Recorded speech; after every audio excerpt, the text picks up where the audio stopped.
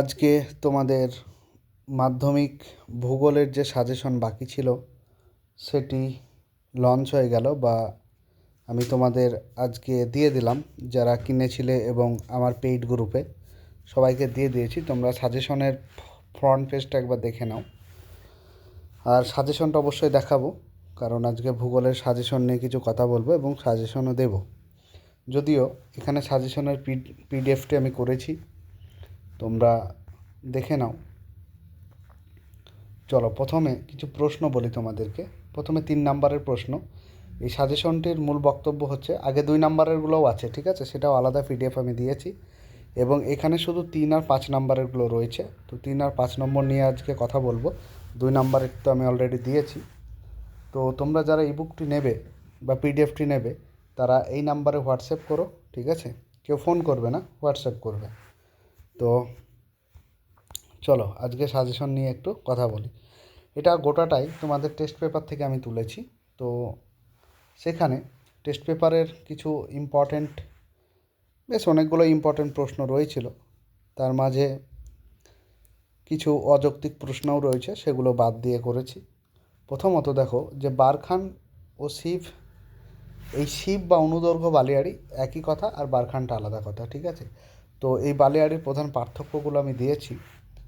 আর একটা কথা বলি, তোমরা আগেও জানো, আমি বারবার বলেছি যে আমার সাজেশন নিয়ে অন্যজন বিক্রি করছে, ফ্রড করছে, ঠিক আছে? তাদের কাছ থেকে দূরে থেকো। আর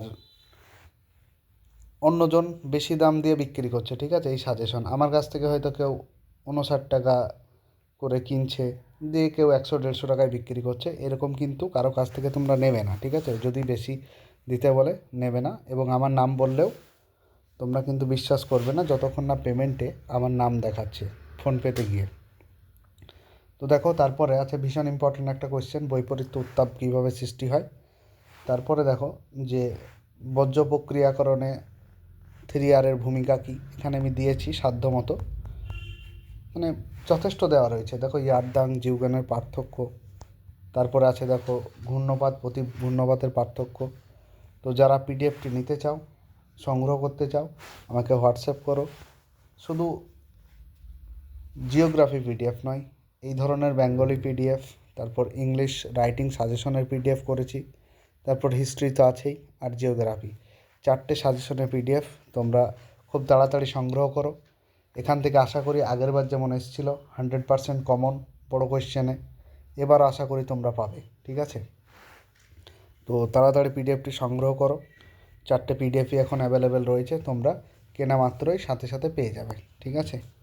তো দেখে নাও সাজেশনগুলো।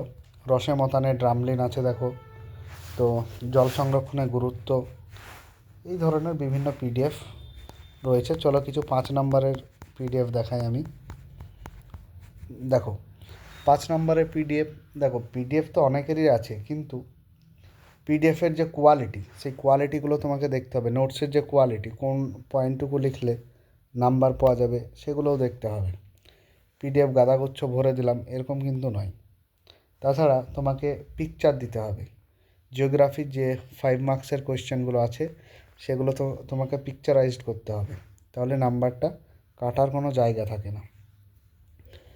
এখানে দেখো প্রথমত ভীষণ ভীষণ ইম্পর্ট্যান্ট এবং ভয়ঙ্কর ইম্পর্ট্যান্ট, যে বায়ুর ক্ষয়কার্যের ফলে, আগের বার এসেছিল নদীর ক্ষয়কার্যের ফলে, ঠিক আছে?